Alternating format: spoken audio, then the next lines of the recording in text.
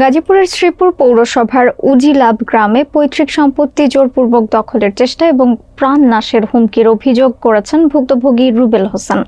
আশরাফুল আলম সরকারের প্রতিবেদনে দেখুন বিস্তারিত।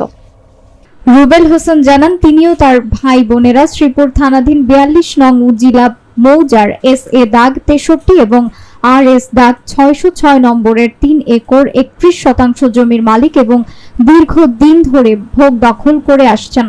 গত 31 মে শনিবার সন্ধ্যা 6টার দিকে মোহাম্মদ হাশেম প্রধান, আবু সাইদ আলম, আব্দুল গফুর ও মোহাম্মদ সামাদ সহ আরো কয়েকজন দেশীয় অস্ত্র সহ জমিতে প্রবেশ করে জোরপূর্বক জমি দখল ও বাউন্ডারি ওয়াল নির্মাণের চেষ্টা করে। এ সময় তারা রুবেলকে প্রাণনাশের হুমকি এবং মিথ্যা মামলায় ফাঁসিয়ে দেওয়ার হুমকি দেয়।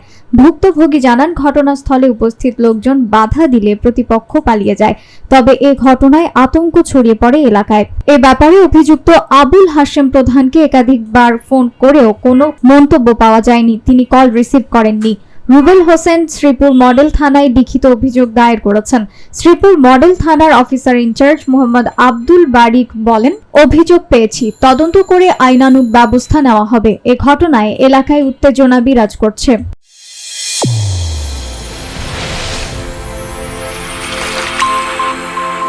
চ্যানেল A1 হৃদয়ের স্পন্দন।